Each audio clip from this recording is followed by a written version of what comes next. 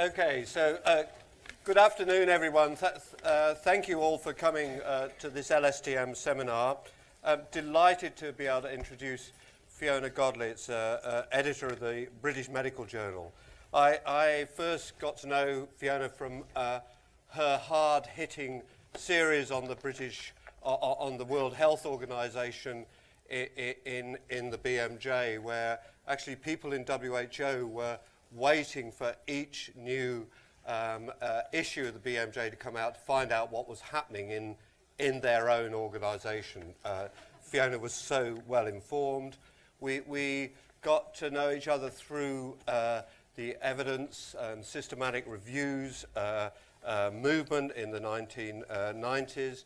The last seminar that Fiona gave here was when you were launching Biomed Central, and out of that, Marcel Hommel came up afterwards, and the malaria journal was born from that. So since 2005, Fiona has been editor-in-chief of the British Medical Journal. And you know, one of the things that we've discussed over the last 5 or 10 years is, okay, so systematic reviews, which we've been part of, and the evidence-based approach of what we've been part of, has had a major impact on medicine. It's a new set of methods, and it's there. What's the next frontier? And one of the things that seems to be emerging relates to the reliability of science, the repeatability of experiments, the tweaking, the little bits of the story that aren't always true, and detecting these, and you know, and people doing the critical appraisal know about skepticemia and how we try and get that across to people. And Fiona is one of the few people brave enough to stand up to the establishment, for example, with the statins, and ensuring a proper open debate. So it's great that you're here to come and talk to us today. Thanks, Fiona. Thank you very much, Paul.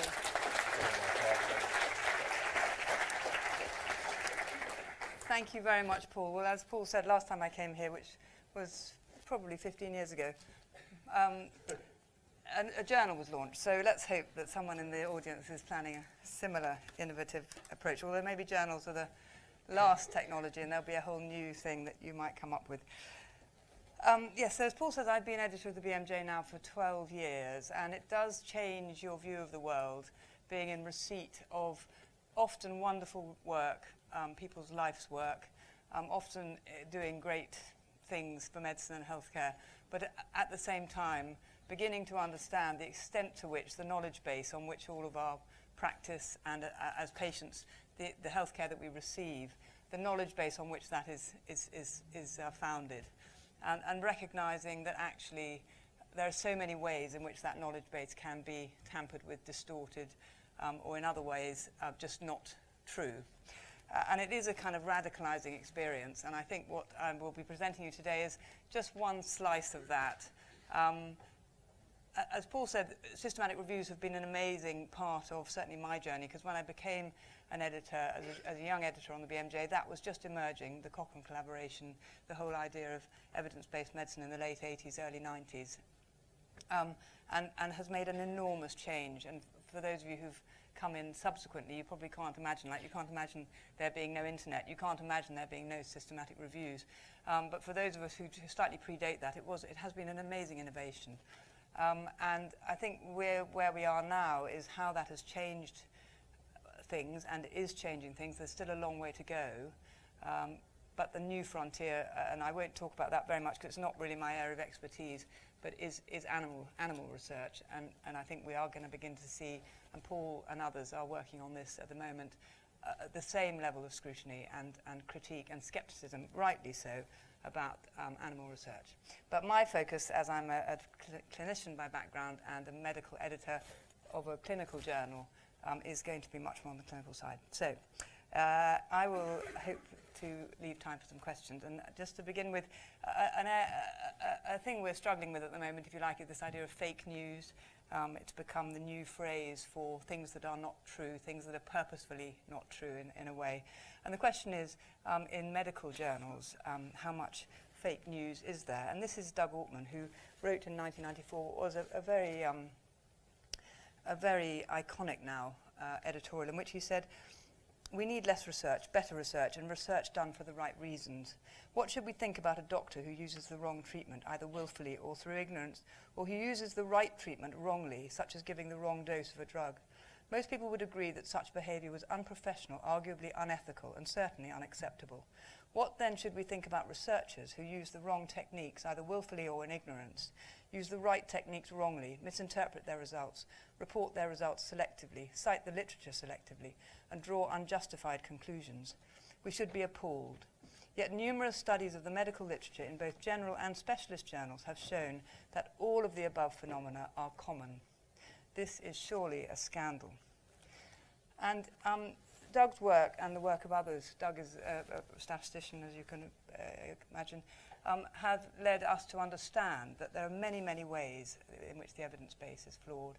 The wrong questions, not involving patients in the design, so we ask the wrong questions, the wrong techniques, the wrong analyses, misinterpretation or misreporting of results, manipulation to get the desired answer, overstating the conclusions, selective reporting of benefits and harms, peer review is inadequate. We don't have people engaging with post-publication peer review, so they publish and then head off into the next disaster. Hidden data I'll talk about, financial and academic vested interests, positive publication bias, I'll talk about that, fabrication, falsification and plagiarism, which are fraud, and regulatory failure, and all of these cause research waste and clinical harm. So there's a very important piece of work done by Ian Chalmers and Paul Glasziou, published in The Lancet, about the waste in research, and they come up with 4 stages of waste. I won't go into it in detail, but I'm sure you, if you're not aware of this, do access their work. And they conclude that 85% of research is wasted, which amounts to over $100 billion per year. So when Donald Trump says we should cut the research budget, you know, I mean, I'm not saying he's right, but clearly there's money there which could be put to better use. John Ioannidis, based in Stanford, has become a voice for this argument that, in his words, why most published research findings are false. Now, he's a very brilliant man and a mathematician, and I'm neither of those things, or three things, brilliant man or mathematician. But I'll do my best to just quickly show you what this is based on. He's saying that different levels of bias used, so 0.05, 0.0. The orange one is the maximally biased work. So in each case, you've got an orange line at the bottom here. He's looking at different sizing studies, so that's a higher powered study, medium, lower powered study. And in all 3 of these examples, where the bias is maximum, the post-study probability that the results will be true is lower. So, I mean, this is just one slide from a rather complicated paper in which he's arguing that because of bias, because of a whole host of things, different study designs, different cultures within each of the specialty areas, the rush for positive results, that the likelihood of the finding being true is low anyway and gets less as bias increases. We know that positive studies are more likely to be published, in the first place published faster, published in higher impact factor journals, cited and published more than once. And this is a famous, at least in my world, a study that was done by a kind of Cochrane approach in 1997, looking at the drug ondansetron, which is a antipsychotic, antiemetic drug. And the Kramer et al., who did this systematic review, wanted to find out how many trials there were. They thought there were about 80 plus studies in about 12,000 patients. When they did the deduplication of studies, they found there were only about 70 studies and about 8,000 patients. And many of those studies have been published more than once with different sets of authors, on different ordered authors, so that it looks like different authors. When they deduplicated it all, this is what they found, that the original finding was quite a good finding in terms of the number needed to treat. It looked like you only needed to treat 5 people, and you had a very tight confidence interval. That was when the result that was kind of pushed out there. But when they deduplicated this, they found that actually there were only a number needed to treat much nearer 10 and a much wider confidence interval. So by publishing in a number of different places, by giving the impression you have more patients than you did, and by publishing mainly the positive results in higher impact places, you can make your drug look a lot better than it really is. And this is a study or a piece of work that Richard Smith, my predecessor, published in PLOS Medicine after he left the BMJ, which was entitled Why Medical Journals Have Become the Marketing Arm of the Pharmaceutical Industry. And in it he talks about how you can get the study results that you want. And here's just a quick list of the ways in which you can do that, if you're interested. Conduct a trial of your drug against a treatment known to be inferior. Trial your drugs against too low a dose of the competitor drug. Conduct a trial of your drug against too high a dose of a competitor drug if you're trying to make your drug seem less toxic. Conduct trials that are too small to show differences from competitor drugs. Use multiple endpoints in the trial and select for publication only those that give favourable results. Do multiple centre trials and select for publication only those results from centres that are favourable. Conduct subgroup analyses and select for publication only those that are favourable. Or present the results that are most likely to impress, for example, reduction in relative rather than absolute risk. That's just a kind of quick list of a number of different ways in which we know that people behave in order to make their results look better. The other way you can do it is simply make up the results, and these are two people who've done just that. The first I'm going to talk about briefly is Andrew Wakefield, who published, as you'll know, an article with colleagues in The Lancet, which seemed to make a claim that there was a link between MMR, vaccine and autism. And eventually, through the work of Brian Deere, published initially in the Sunday Times and then in the BMJ, it was found that that was not only a poor piece of research, which I think was known when it was published, but fraudulent. The quote from Brian Deere really sums it up, which is, the regulator's main concern was whether the research was ethical, mine was whether it was true. And he found, I think, convincingly for most people that it was active fraud.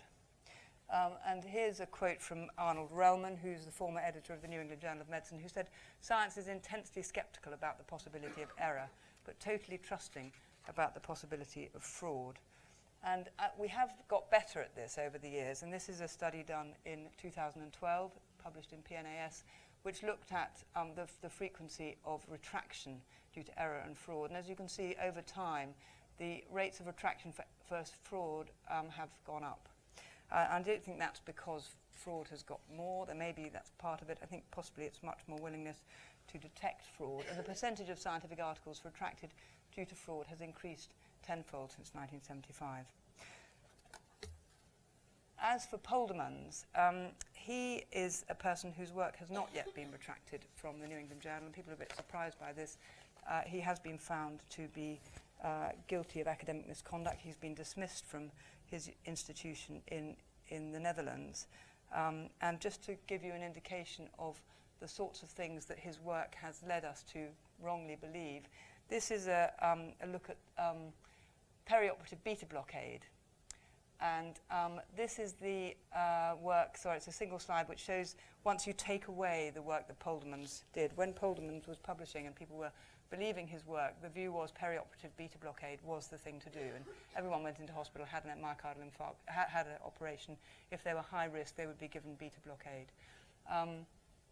When you take Poldemans' work out, this is what you find, that actually there is really no difference between beta blocker and control in terms of outcome. So this is really affecting patient care.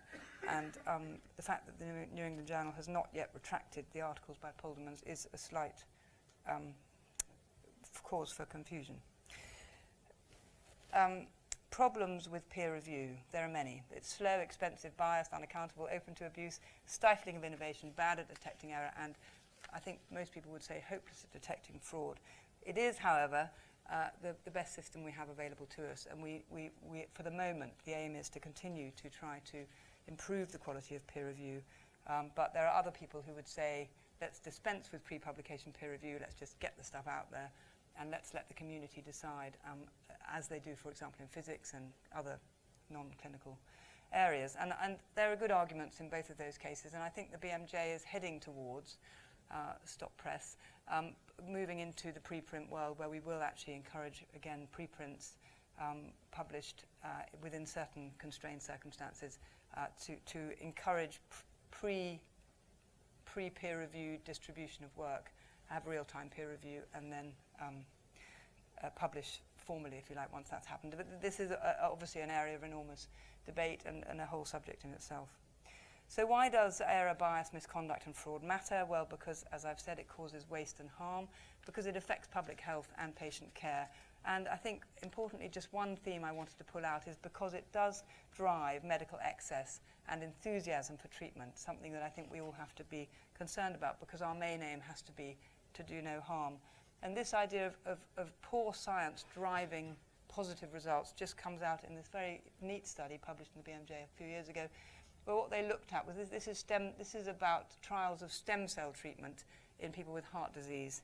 And what these authors found was that if you looked at the discrepancies in the trials as reported, the more discrepant trials, the ones with more kind of internal errors where the abstract didn't agree with the paper and the tables didn't quite add up, those kind of discrepancies that are just sort of bad, tacky, you know, difficult to trust the result, the more of those there were, the bigger the effect size. So the bigger ejection fraction in these people supposedly was. So I think that's a really important finding, and it's been found in other areas as well. So bad science seems to drive, for whatever reason, medical excess.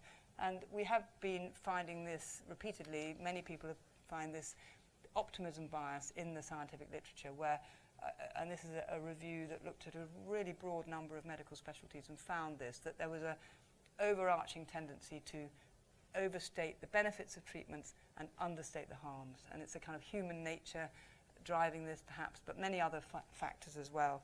And it has led us to be worried at the BMJ about the idea of too much medicine. Now, medicine does great things, we don't want to forget that, and there are also people in the world who have too little medicine, and we don't want to forget that either. But there is, I think, now well documented, and it doesn't even, I think, I mean, there are people who believe we're overstating the case, but I don't think we are overstating the case, that medicine has extended beyond its own limits, tending to invade normal life as criteria for illness expand into what was considered normal, and as technology advances and we find new and smaller lesions that we think we've got to try to do something about. And just as an example of the work we've been publishing in the BMJ, looking at how technology drives overuse and over diagnosis. This is in thyroid cancers, and what you see here is increasing incidence of thyroid cancer with all these lovely new techniques for finding it over the years, but a completely unmoved mortality from the disease. And we've discovered that overdiagnosis, this is kind of pathognomonic of overdiagnosis, is rising incidence and no shift in the mortality. And just briefly to talk about the sort of expanding definitions, chronic kidney disease is one. I don't know in infectious diseases, but I'm sure there are examples where people begin to be caught up in a net of diagnostic fervour, and it's not entirely clear that they benefit as a result. And just to push that point home, we've been publishing for a while a series of articles looking at overdiagnosis and overtreatment, and they follow a similar pattern where we look at why this new idea of diagnosing people with mild hypertension has come in, for example, as one example. Clinical context diagnostic change, the rationale for the change is that patients with even mildly raised blood pressure may have increased cardiovascular risk. And then this very, very important leap of faith, which is that lowering threshold blood pressures will lead to increased diagnosis and treatment, which will decrease mortality. And that's the bit where there is no evidence to support that leap of faith. And repeatedly in these articles, which have gone across quite a wide range of specialisms and conditions, that leap of faith is the thing I think we've got to really, A to B, B to C, but does A to C still hold? And unless we've got the evidence for that, we've just got to be careful, because inevitably the impact of this is that more and more people are coming into this definition, identification and drug treatment of larger populations of patients, despite lack of evidence that drugs reduce morbidity or mortality in those people. So I'm telling you this just because, I mean, it may be something you already are aware of. If it's not, I think it's something that would be really worth keeping in mind. And because my thesis today is about the problem that medical journals, the medical literature, have in driving medical excess. Iona Heath has been a wonderful commentator on this. She's a GP and a fantastic writer and ethicist. And this is a quote: "A toxic combination of vested interest and good intentions is what's driving this push for over-treatment and over-diagnosis." And in the BMJ, we wanted to show a sort of slightly lighter side to this, to try and alert people to the problem of medicalization, which is the idea of not only a pill for every ill, but an ill for every pill. And so on April the 1st, in 2006, we published this article about motivational deficiency disorder, which was considered so serious as to affect 1 in 5 Australians. And many of them were confined to their sofas, and some of them had lost the desire to breathe. But luckily for them, a man called Lethargos had developed a drug called Indolaband, which was so successful that half of these people became investment bankers in Sydney. So we thought this was moderately clearly a spoof, but a New Zealand newspaper picked it up and did a front page splash, and when they realised it was an April Fool, they were very upset, sent me a very wounded email saying, "You have damaged our credibility, Dr. Godley, and yours." So, but someone did get the joke, because we got a lovely rapid response which said, "We discovered this condition 5 years ago but couldn't be bothered to write it up." As one of the drivers of over-optimism, if that's the right word, optimism bias in the literature, I think an important one is hidden data. And Diana Heath talked about vested interests, and I think the vested interests are absolutely real. And this is a piece of work which I think is fantastic work by people who work at the German equivalent of NICE, called ICWIG. And in some ways they are like NICE, but in this occasion they were more muscular than NICE, and I think they should be applauded for it.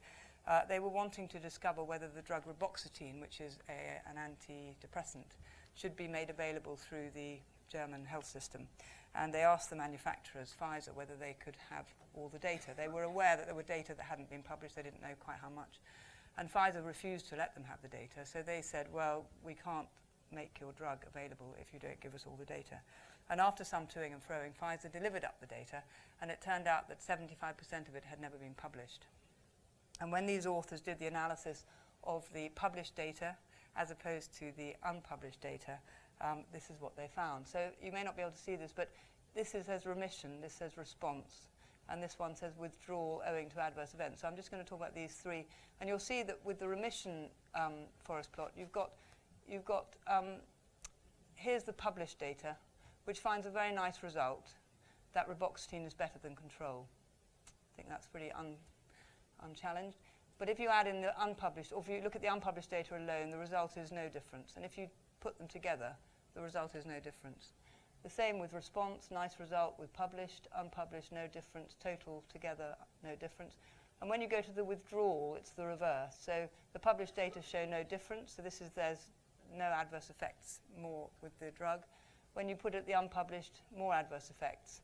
And when you look at the two together, more adverse effects with the drug. So you have here a situation where a drug which was considered to be safe and effective was actually ineffective and harmful. The sad thing is that this is one example beautifully presented, which is why I'm using it, but it's by no means unique. And I'm just going to briefly, forgive me if you know the story, but it is a radicalizing, iconic and marvelous story in which the heroes are the Cochrane collaboration, so I'm delighted to sing their praises of the saga around Tamiflu. And you'll remember that back in 2000 and I'm going to say 8 or 9, the bird flu pandemic was threatened, and there was a terrific worry that we were going to have this massive deaths from bird flu. And the governments around the world were being asked to stockpile antivirals, and the British government, via the NIHR, asked the Cochrane collaboration to update their Cochrane review, which they had published previously in The Lancet, and which had concluded that Tamiflu reduced your risk of hospital admission with complications if you got flu. So the Cochrane collaboration, Tom Jefferson and colleagues, thought that they would have the simple job of taking their Lancet review and updating it with new evidence.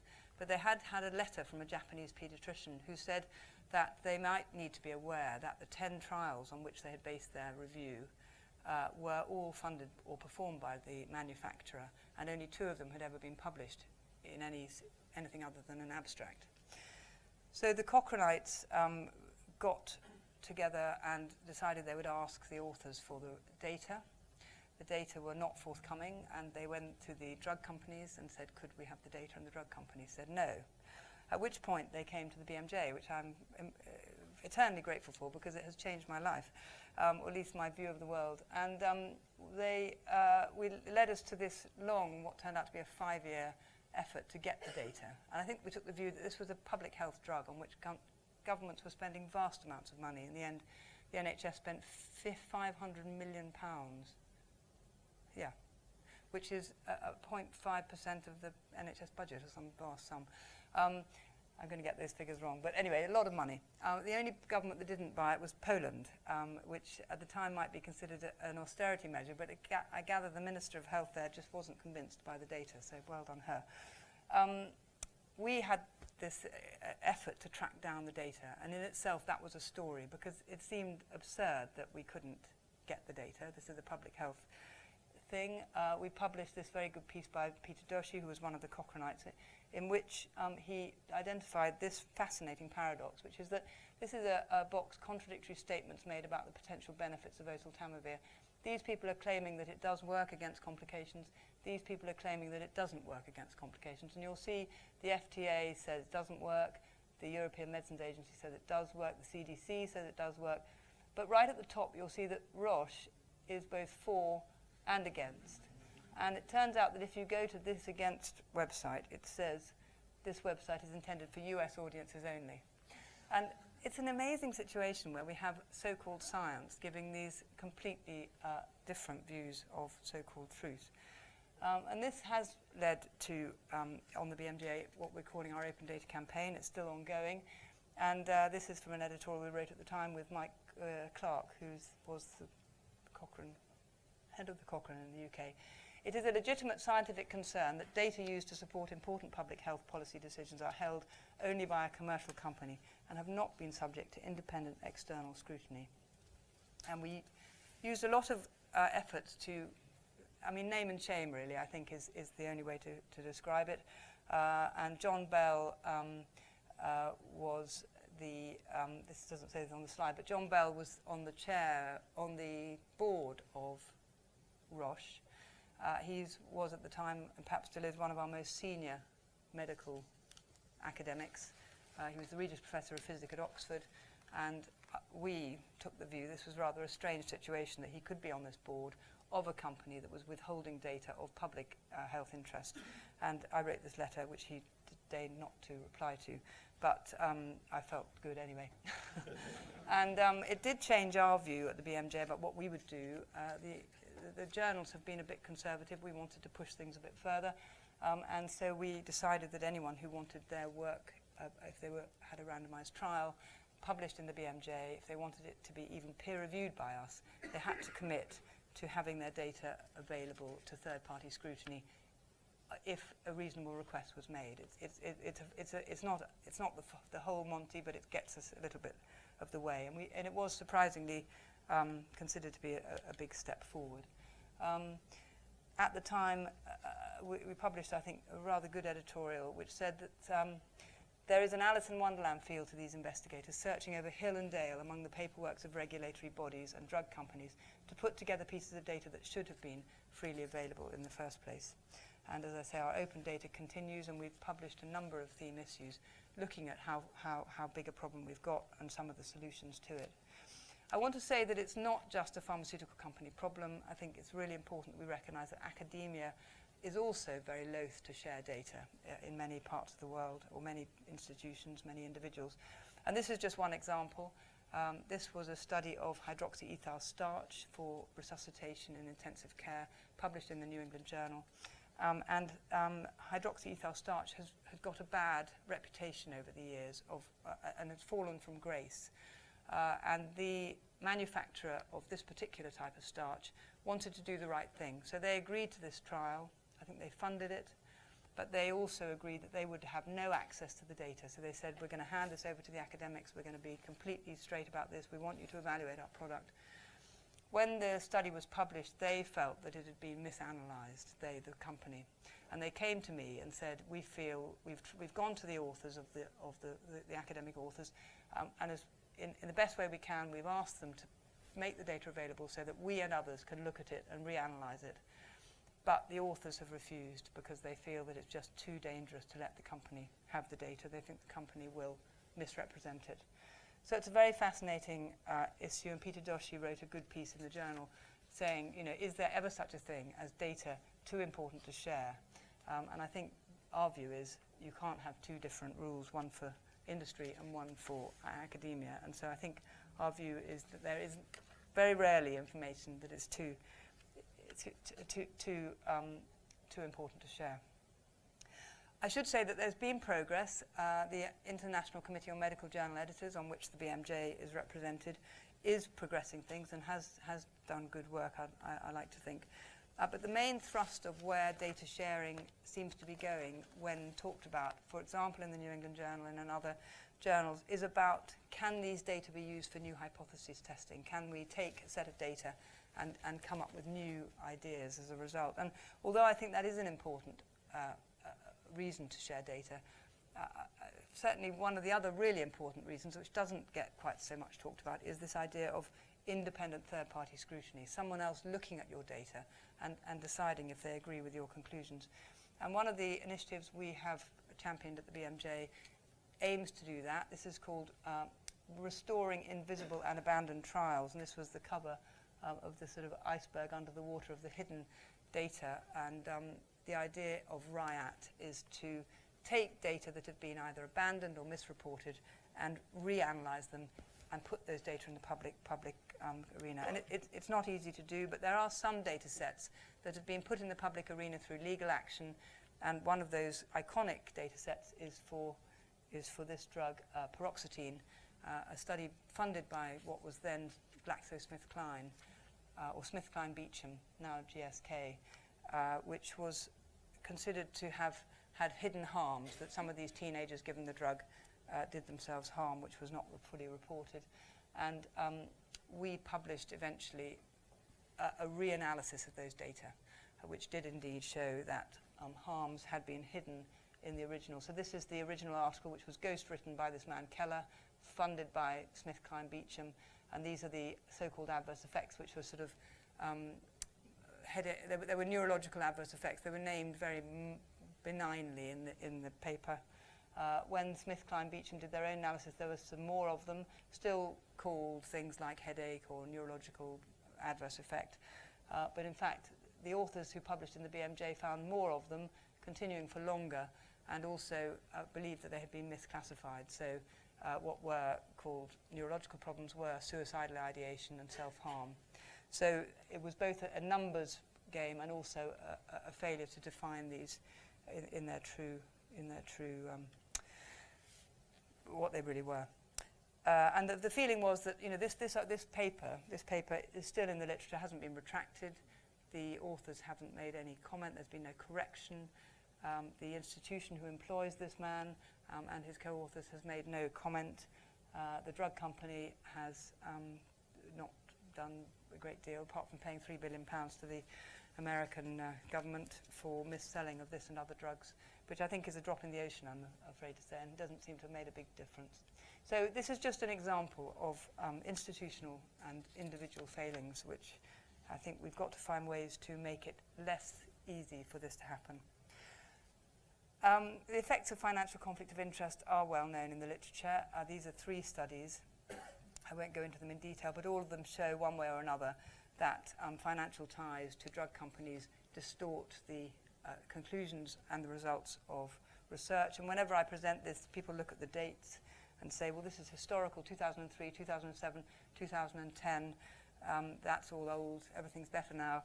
So I'm very delighted to show them this study published in 2017, which shows that it's sadly not old news. This is a random sample of randomized controlled trials of drug efficacy. And they found that there was an association between the principal investigators' financial ties and the trial outcome.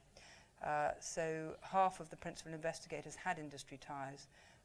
More of them were among US principal investigators, and 2/3 of the trials were industry funded. And they found this clear association between that industry funding and a positive outcome for the study drug. And interestingly, to the question, what proportion of drug trials are funded by industry? I mean, I could ask you to guess. Who thinks it's all of them? Who thinks it's 2/3? Who thinks it's half? Who thinks it's 1/3? Who thinks it's 10%? Well, apparently the answer is 2/3. 2/3 of drug trials are funded by industry. Not a big surprise, you might ask, but I thought this was a bit of a surprise, that all efficacy trials submitted to FDA for new drug approval were industry funded in 2008. I don't know what the current thing is, but that seems to me to be, I think the FDA could do better. I don't know, it seems to me a bit of a nonsense. Where's the independence of a review? So, here's a question. Has the hunt for conflict of interest gone too far? Well, we had a head-to-head on this a few years back, and some people argued yes. Thomas Stossel very avidly arguing that we've gone mad and it's all ridiculous, and someone else, rather more of my view, that we haven't gone far enough. What is it about conflicts of interest that bother us? Is it having them at all? Is it failing to declare them? There is a view that disclosure itself is enough, just saying, I killed my partner, and on I go. I think others would view that differently, and indeed the Institute of Medicine in America did take a different view, and they came to, I think, rather astounding, only that it doesn't seem to happen, but I thought their result was rather good. They say researchers should not conduct research if they have a financial interest in the outcome. Seems sensible to me. For example, if they hold a patent on an intervention being tested in a clinical trial. Well, I guess drug companies have patents, and I guess people funded by them are by extension linked in some way, and I think we've got to really strive for greater independence in our science. So, can we go beyond transparency? Can we go beyond simply declaring that there is a conflict of interest? And rather than rewarding those with conflicts by giving them platforms and flying them around the world and all of the things that happen to paid opinion leaders in our current system, could we instead give lines of support for independent researchers? So could we give them, those who keep themselves independent of financial interest, could we give them priority for public funding? Could we give them priority for editorships and for membership of guideline panels? And I think that's the way in which we will change the culture. And the BMJ, in our small way, is trying to add a little bit of heft to that idea. And we've introduced a policy for our education articles that we have a zero tolerance for anyone with relevant financial links to industry. Very, very hard to do. It means that if you're writing a review for us on malaria or leptospirosis or some such wonderful exotic disease, we will only allow you to write that review if you have no relevant financial ties. I have to always stress that at the moment, this is our education articles only, and the reason for that is these are the ones we think will most directly affect clinical practice. But it's also because it's extremely difficult to find people in some fields, and you know, we're just feeling our way here. The New England Journal had a policy of this sort back in 2000, back in the 90s, but when the new editor came on, they decided it was too difficult, and also they take the view that if you want a good review, they think this policy will mean we don't get good reviews because we won't have the good people writing. Well, it depends on your definition of good, and my definition of good in this context is someone who's independent of financial ties of industry. But that's just us. So my staff, the team, are finding this very hard, but we are sticking with it. We've done a randomized trial to try to find out whether readers spot the difference, and they don't. And they don't really seem to mind, but we're carrying on anyway, so it's slightly weird. There is a kind of bit of a to and fro between us and the New England Journal, which I'm enjoying very much, which is that since we did our policy, they published a strange series of articles which did seem to be saying, let's just fluff down a bit about conflict of interest. It's really not a big deal. We've got to work with industry, and industry's good, which of course it can be in some circumstances. Let's just get matey and not worry about it. We, in response, published, which I think are two rather good articles. One of them was written by 3 former editors of the New England Journal of Medicine, which is helpful. And it says, I must just read you this. The concern is not whether physicians and researchers who receive industry money have been bought by the drug companies, as Jeff Drazen, editor of the New England Journal, writes, or whether members of guideline panels or advisory committees to the US Food and Drug Administration with ties to industry make recommendations that are motivated by a desire for financial gain, as Rosenbaum writes. The essential issue is that it is impossible for editors and readers to know one way or the other. Judges are expected to recuse themselves from hearing a case in which there are concerns that they could benefit financially from the outcome. Journalists are expected not to write stories on topics in which they have financial conflict of interest. The problem, obviously, is that their objectivity might be compromised, either consciously or unconsciously, and there would be no easy way to know whether it had been. Yet Rosenbaum and Drazen seem to think it is insulting to physicians and medical researchers to suggest that their judgment can be affected in the same way. Doctors might wish it were otherwise, but none of us is immune to human nature. And we also published, which is this study, this editorial, a nice piece, and here are some also good words, I think. Checks and balances are important in any system. In the case of medical evidence, they should be based on the assumption that it is a mistake to combine evidence production and evidence appraisal functions in a single person or group. Some academics must work closely with industry to develop and commercialize new medical treatments, but they should not also author editorials, reviews, or guidelines that appraise them. These are different professional responsibilities, and they clash. And that is really the basis on which we've introduced our new policy. So, as hygienists, you will be aware that drinking clean water is important, and drinking dirty water is a bad thing. And the difficulty with evidence is it can be very hard to tell. And that's the problem we have, that our evidence stream is tainted in all sorts of ways. And we struggle, as even those of us in the business, if you like, but certainly the public and clinicians trying to do their best for patients, struggle to know clean evidence from less clean. I should say in the last bit of my talk that journals have conflicts too. We are businesses, we have pressures, we want to make our journals marvellous, we want to make them widely read, we want them to have high impact factors, and this is just as an oldish slide about impact factor. Here's the New England Journal. The BMJ is in this little area here. We have all sorts of ways in which we could, if we wish to manipulate the system, drive up our impact factors, and there are all sorts of reasons why this does distort the literature, and I think we should be aware of that. The other way in which we have conflicts of interest is our sources of revenue, advertising, subscriptions and reprints. All of them have their own ways of distorting how we behave, and that could be a whole subject of conversation. We're trying as a body of medical journals to be part of the solution. We have now very extensive reporting guidelines which have made a good difference. Trial registration has been a good innovation. Data sharing is coming. We're doing our best on conflict of interest declaration and policies, and we have these bodies which work together to really try and drive up and maintain good standards around the world. And the BMJ's current policies aim to push further to improve the integrity of the evidence base. We have open access publication to research, which I do think is an ethical issue as well as a financial one. Open peer review and open pre-publication history, so you can look at what the decision was behind and also who made those decisions behind publication of an article.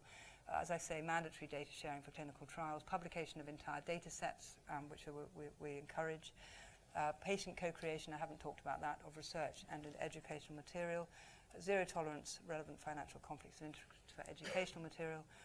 We're trying to build capacity and training in research and publication ethics with an intervention, innovation that I can talk about another time, research to publication. We have our investigations and campaigns which aim to highlight some of these issues. And we've just recently declared our own income from industry, and I think we're the first journal to do that. It's been quite tricky to get those data out, but we intend now to do that every year. So that's what we're doing. Should there be a more radical approach? Should journals stop publishing research funded by industry? Discuss. Should we stop publishing research at all? Should it be published on open access databases and not in journals? And this is a whole other conversation about clinical research led by patients. What would that do? The secret of change, said Socrates, is to focus all your energy not on fighting the old, but on building the new. And in collaboration with the Centre for Evidence-Based Medicine in Oxford, we have launched this evidence manifesto, which has 9 at the moment, 9 bullet points. I don't know if I've got time to just quickly read them through. Open access publication of research, open peer review pre-publication history. Oh no, I'm reading the wrong list. That's the BMJ's list. Sorry. I've seen before, it looked familiar. Those are all good too. Right. Expand the role of patients, clinicians and policymakers in the design and implementation of research. So this is about actually asking the right questions. Increase the systematic use of existing evidence. Make research evidence relevant, replicable and accessible to end users. Reduce questionable research practices, bias and conflicts of interest. Ensure that drug and device regulation and evaluation is robust, transparent and independent. Produce better usable clinical guidelines, including tools for shared decision making. Support innovation, quality improvement and safety through better use of real-world data. Educate professionals, policymakers and the public in evidence-based healthcare so they can make informed choices. And this is why I'm here in Liverpool. Encourage the next generation of leaders in evidence-based medicine, which I hope many of you are. So, thank you very much. Do come and see us at the BMJ. We'd love to see you.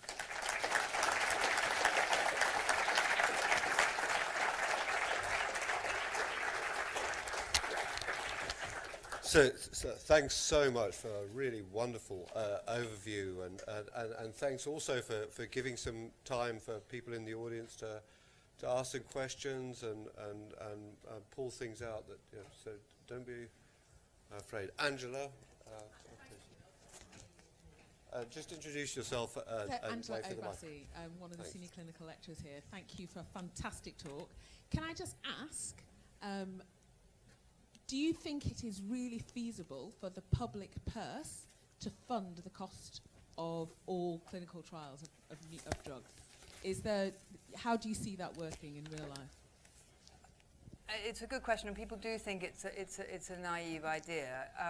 I think the model that I've heard, and it does apparently happen, it's working in Italy in a small scale, is the idea that pharmaceutical companies and device manufacturers, if they want their devices to be used, would contribute to a central pot, which would then be administered. And that's what happens in Italy. They've got a proportion of the marketing budget for pharmaceutical companies in Italy goes into a central pot, and that's used for head-to-head comparisons for neglected drugs and for against standard treatment. So there is a little model that's working, and it's fantastic that that's been set up. I think it seems to me that we have this massive engine producing clinical trials, many of which are unnecessary. If we believe, as I do, that many of them are wrong, we could just not be doing them. So I don't know that we need to replicate the entire clinical trial industry. We need, as Doug Altman said in the quote I said, we need less research and better research. And I think we could find a mechanism for funding that.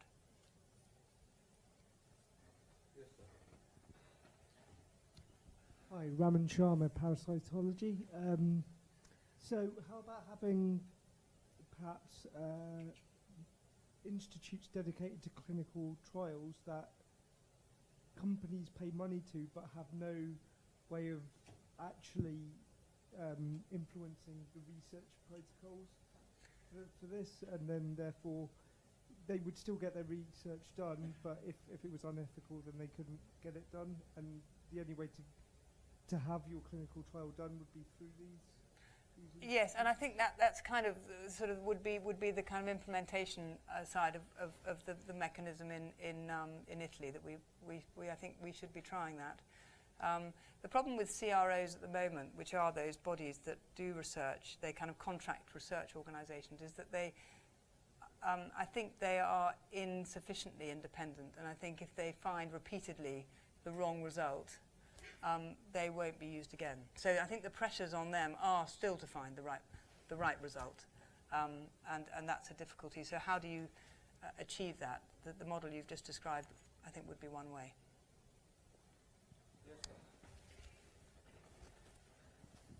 Hi, I'm one of the DTMH medical students. I just wondered, where are we in terms of governmental or national legislation on open data? Are there any countries that are legislating on this, and can we do that in the UK? I think at the moment the view is that we should try and do it without legislation, but I mean I think that may come if it doesn't, if academic institutions and industry don't move faster. So there are laws in the US, for example, that trials should be registered and trials should be reported within a year of the trial ending, the main results.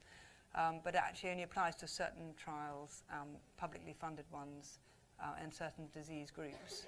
And also, it's not fully working at the moment. So as for the UK, I think one of the most powerful mechanisms is going to be through the funders. And the funders are beginning to say that the data need to be made available, and that's a very good move. So I think we could use the funders as one route, and the other route is through the ethics committees. Can we have mechanisms whereby if you want your next study passed for ethics or funding, you have to have shared the data from your previous one? I mean, there are ways in which you could withhold funding until data is shared, or withhold subsequent approval until a group have actually shared their data. But I mean, you know, Paul, don't you, that there are examples of studies that have not been published for years, and even then the data aren't published, it's just the summary results. So I mean, we've got a big mountain to climb. And it isn't just drug company trials either. It's trials that are in with public money, government money, with charity money that are sometimes withheld and not published because the results don't suit the academic agenda. Yeah. Some other questions? Peter. Hi, Peter McPherson. I'm a senior lecturer on clinical sciences. I'd be interested in your opinion on the state of statistics and data science in UK institutions. Have we got enough? Do we need to be better training people to?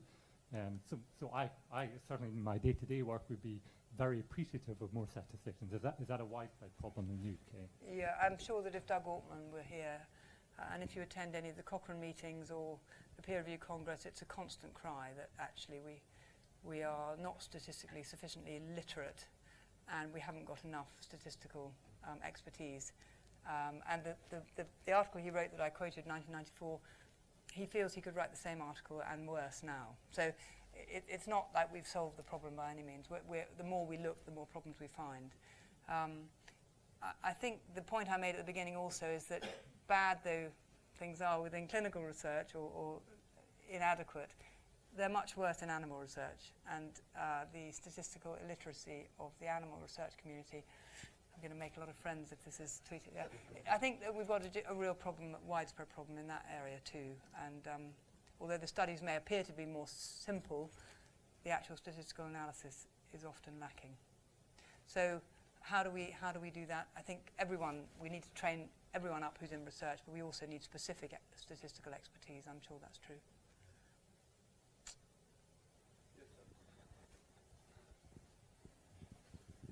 My name's Taylor and I'm an undergraduate. How easy is it to cover your tracks in terms of receiving financial support and just hiding it, and like what kind of transparency would you propose to tackle that sort of thing? Sorry, I couldn't entirely hear that. Oh, sorry. How easy is it to cover your tracks in terms of receiving financial influence, and like what kind of transparency would be needed to tackle that sort of thing? Are you talking about as a researcher or as me as editor? As a researcher. As a researcher. Well, I think it's getting less easy, but I think it's still possible, and journals don't always ask for the full disclosure, and even where they do, some people don't give it. So it's not 100% successful at the moment.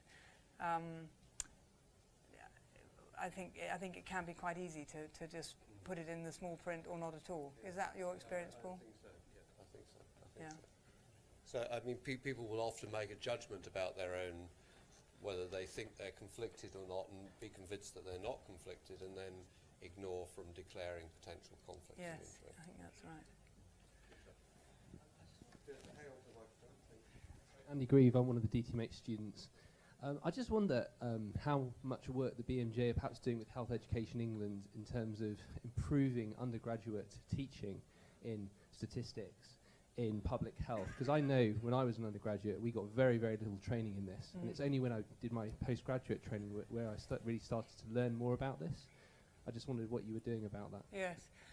Probably not enough, but I mean, I think the whole evidence-based medicine movement has been good. It has changed that conversation, but in some ways it can give people the impression that we've solved it, and I think that is not the case.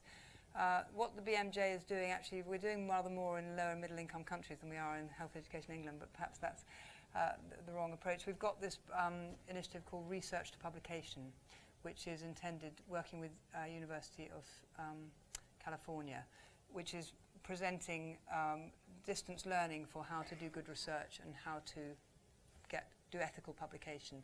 And the idea is to kind of capacity build in areas where they haven't got that training. But I agree with you, it's just as important in the UK and in medical schools. The curriculum is very packed, isn't it, for medical schools? I don't know, adding in, they've got to do, communication skills, and you've got to do a whole load of new things. So I guess they're just very constrained, but I don't know, Paul, I mean, do you teach undergraduates? No, we don't. But there's a growing awareness of some of the issues, and there's a sort of, people are more concerned about the integrity of information. So I think people are much more questioning than they were in our kind of era, which is a very positive for the future, I think. Yeah. The cohort of people here, that's very important. Yeah. So one more question, ma'am, and then we'll, the lady there, thanks. Hi, I'm Jenny. I'm one of the LSTM students as well. I just wanted to ask, often as particularly hospital-based doctor, I've sometimes found my patients enrolled in trials and occasionally sort of recognise bias within those trials. So for example, there was one in ITU in 8-year-olds and they were looking at mortality, but it took 24 hours to consent, and often mortality was high in those first 24 hours, so that data is probably going to be biased. I just wondered, if we find ourselves in that position with any sort of trial going on in our clinical work, how do we voice our concerns? It's a very good question. I mean, it speaks to the whole whistleblowing across healthcare, doesn't it, and research. And I think it can be very difficult if you're relatively young, and especially if you're in a small field where you're hoping to advance your career. I mean, it's very much the same problem that young Labour Party activists are finding when they, in difficulty and not able to speak up. I mean, I think the first step would be to speak to someone you trust, who could advise you in the setting where you're working. And if you don't get joy there, I think, if you're feeling brave, I think I would encourage you to speak up. But I can recognise that it's not always as easy as it sounds. In the longer term, if that study goes forward and people are in touch with ethics committees or with funders, then they're the people who should be informed at that stage. And if it goes on to publication, people should write to journals. I do think writing to journals makes a difference. Write to the journal where it's published, and if they won't publish it, and it's within the BMJ's remit, we will. So, yeah. So thanks so much, Fiona. I mean, certainly the work on animals and TB vaccine came as a result, which we're both working on at the moment, came from a 25-year-old whistleblower from working in the environment. So it's very, very important that you do speak out. And in that case, the person spoke to someone they trusted, a little distant from the work, didn't they? And then it came through. So that there usually are people you can speak to in confidence. So thanks, Fiona. Thank you so much for coming, and delighted that you could speak with everybody today. Thanks so much. Thank you very much.